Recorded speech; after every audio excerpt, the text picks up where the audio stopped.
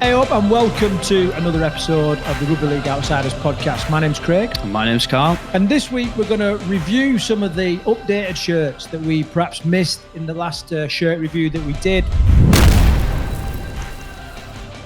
We've got a couple of different shirts that they weren't released at the time when we recorded, and they're out now. Yeah. And Karl's compiled a lot of these shirts, and we're going to walk through them. So we didn't miss them; they just missed our deadline. That's how it was. They didn't know. Yeah. They didn't know what our deadline was. Yeah, so they missed it out. So, Karl, how have you sort of come about this? Have you just popped up on social media, or tell us a bit of background? Funnily enough, I've actually had people tagging us in them on social media. So we did our Super League episode, and we did the Championship and League One kits, which has been really popular, aren't they? We've had a lot of hits on that, and it seems to be every time somebody releases a shirt now, people start tagging me on Twitter, going, "What do you think of this one? Are you going to give me this? Are you rating out of 10 for this one?" Maybe we upset a few people. I don't know, because we had a few Lee fans jump straight on as soon as they released their new kit. We want 2 complimentary on their home shirt, and then they released a really good away shirt, and people going, "What about this one? What about this one?" So, yeah, that's really why we're doing it. It's just an update, really, to get the rest of the kits done. Yeah, so please bear in mind that this is completely based on our opinion. We're not here to slate anybody or anything like that. So without further ado, let's get into the first kit. So, Karl. And as I've just said, Lee Leopards. So we really want fans of the red leopard, was we? The logos were planted all over the shirt, and nobody had ever really seen a red leopard before, unless it were a dead leopard. But I'm really pleased to say that their away kit, I think, is absolutely great. They've integrated all the logos onto it. The colour scheme works. The black and gold really works. Yeah, big fan. I like it. Yeah, it's very, very. I think it's a very classy shirt. I like it. I like it a lot. Their home shirt scored very, very poorly in our poll before in our ratings, and I think fans agreed with us actually as well. It wasn't just our opinion. A lot of people agreed with us. They want the best shirt. Well, do you know what? I'm going to call this out now, because I'm pretty sure you or me mentioned that if they did like a gold scheme or yellow scheme or whatever with the black, it would work better. And the colour scheme is very similar to the Challenge Cup shirt that they released last year, and that was really popular, and it actually looked better than their previous 2 kits last year. So this is a similar colour scheme. It's just like I said, they've integrated everything into it. Black shorts and socks, that's going to look really classy, that is. Yeah, okay, so I'm going to rate it a strong 8. I think that's a really, really solid shirt. I like it. Yeah, and I'm somewhere between an 8 and a 9 on that one. Yeah. Just an 8. I think it's a strong 8, but it's a good shirt. I don't want to get on the wrong side of Derek Bowman either. Okay, moving on then. So one that's very much close to our hearts, London Broncos, a team from outside the traditional heartlands, stepping back into a historic shirt. So, Karl, tell us about it. So it's a throwback, isn't it, really? The old colour scheme of the sort of 96 to 98, I think it was, the original Super League years. I think it's probably why we're sort of quite fond of the colours. I really like it. I think it's, and I don't know if it's because it has that sort of nostalgia link to it. So, the Sean Edwards, sort of Martin Afire, Tulson Tollett, who else was there back then? John Wells, wasn't it? Was John Wells around then? Oh, maybe. Renoff. Renoff was playing, wasn't he? Renoff, Menzies, did he? Was he at London at a similar sort of time? Yeah, so...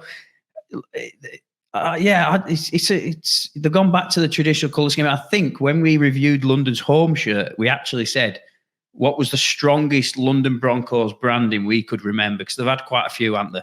They had the black with the blue, they had the Harlequins colours. They've now gone black with red, and we both said the strongest London Broncos branding that ever sort of existed was this colour scheme. So it's really good that they've gone back to it on their away kit. Yeah, no, I agree. It is strong branding, but so is IKEA, and I won't wear an IKEA fucking branded shirt. And I don't think I'll be rushing out to buy and to wear this shirt. I think it really stands out. I like the idea of it on the pitch. I think, it's really going. There's going to be no clashes with that. I like the big white cross. It's very George Crossy type, and missing a few sponsors and emblems and stuff like that. But does that add to it? Well, I don't know. I mean, this is the thing. If you slapped flipping a big sponsor on front of that, probably ruin that kit. Well, what is going on with London's sponsor thing? Any ideas? Well, I don't know. But clearly they've got a value for their club, and if a sponsor ain't going to come along and match the value they believe, then they're not going to put them on there, are they? Yeah. So I suppose they're not wanting to sell themselves short. Barcelona Football Club had their slogan for years was there was no brand bigger than their own, and they never had a sponsor in Barcelona Football Club. All right, there's a bit of information. They do have now, so maybe they've gone back on that. I think it's like Spotify or something these days. So the original London kit of that one had Foster's across the middle, didn't it? Across the white stripe. Yeah. So unless you've got a sponsor that's going to match that shape, I think it'd probably ruin it. So I think that's why I like it so much. It's just plain and simple. And I like the gold arms that they've put on it. Kept some symmetry to it. It's and I'm usually a big fan of shirts like that. Yeah. Yeah. I never liked a Harlequin shirt. No, I don't like it. It's too reminiscent of a rugby union shirt, I'm afraid. But anyway, I'm gonna score it a 6. Whoa, that's low. That's below your average 7. I know, but I didn't want to go for the average 7 because you take the piss out of me every time I say 7. So I've gone for the 6. You know what? It's up there with Toulouse. That is for me. It isn't. Well, maybe it's not quite Toulouse. No, it's not. No, it's not Toulouse. It's a 9. That is for me. I like it that much, right? Yeah. I may even consider buying it if we go down to London. Jesus. Okay, so on to the next one. Straight away, a couple of classy shirts. Talk to us. The North Wales Crusaders, eh? So their kits are always very similar, aren't they? Yeah. Is it Elgren this year? Yep, Elgren this year. I like the subtle detailing on the black. So we mentioned this, didn't we, before? Yeah. You can have a classic design shirt, but sometimes you need that little detail in there to give it an extra modern edge. So they've gone with the classic Crusaders band across the centre on the home shirt, but there is a subtle detail in the black, and I think it looks well and it works. It helps that they've got a good colour scheme. Yeah, the colours really complementary. Real good contrasting colours. I think if you went to art school and you started putting pairs of colours together, black and yellow would soon be there on the palette. It really works well. That said, it doesn't always translate onto an away shirt, but I think they've done it really, really well with the white and the little bit of detailing around the bottom, which I'm presuming is some kind of Welsh hill. It's the Welsh hills, isn't it? Yeah. So little touches like that are quite classy, aren't they? To your heritage, it resonates with your fans, doesn't it? So it's a really good touch, that. And the white kit's strong.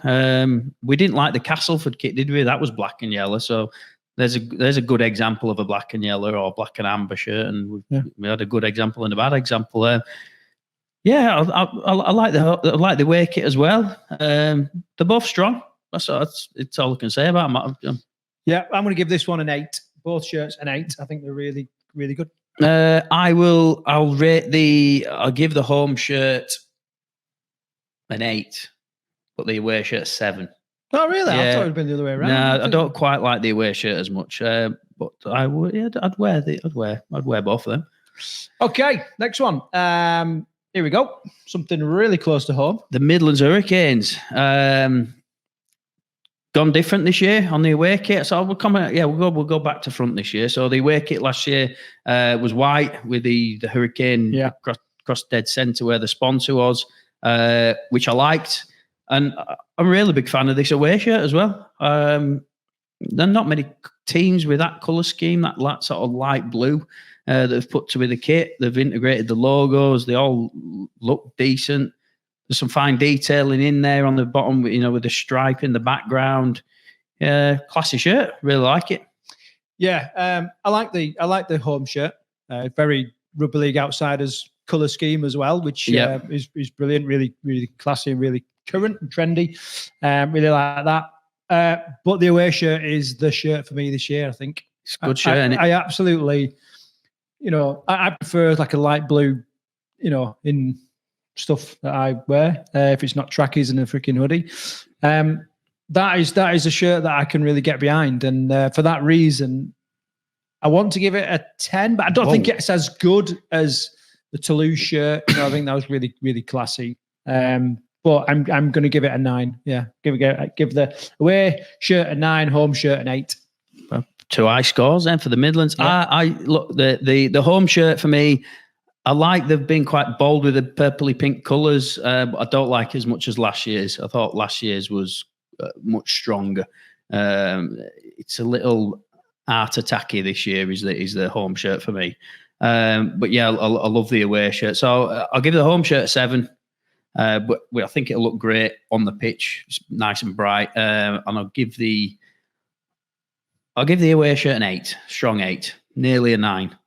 Okay, so that's our scores for these supplementary shirts, the ones that didn't quite hit the deadline before, and it was only right that we commented on now. Now, we're really keen to hear what your take on these shirts are, so please share your thoughts in the comments on whatever platform you're listening to this on. And there's got a couple of targets in the minute, so we're doing really well on TikTok. If you're on TikTok, please, go ahead, follow us. We clip up all our content and share it on there. And there's some really, the real hard-hitting moments of every show is on there. So if you don't want to sit through a 30, 40-minute episode, then get yourself on TikTok and you can kind of blast through. Twitter, Karl is on Twitter pretty much non-stop. Every day. Yeah. All so day. If you've got like updates, you want to share stuff with us, then that's a great little platform to do it on. But our home will always be YouTube. Okay. So, make sure that you're subscribed and following us and commenting on YouTube. And that's the best way to ensure that you're going to get all the videos and the episodes and everything that we pump out, including the live show that we do on a Tuesday. So, Karl, anything to add? I always drop this on you before we wrap up. No, other than, do you know what? Off the back of this episode, I'll just sort of put this out there to people. We've rated all the shirts. If you want us to do an NRL shirt rating, we will, but please let us know. Otherwise, we might be just wasting our time delving into the NRL. But I think it's also worth people getting in touch with the stash that they can get from clubs. It's not just about shirts anymore, is it?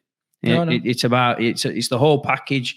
What your club can deliver for you. One thing Lee have done this year, which I think is great, they've done season ticket packages. So you buy a season ticket, they've got different tiers, gold and platinum and that sort of thing. And every package you get a different, you might get a hat with it so just share anything like that, anything that your club's doing that you think is really good. Please share it with us on any of our social channels, and we can always mention it on here, can't we? Yeah, can.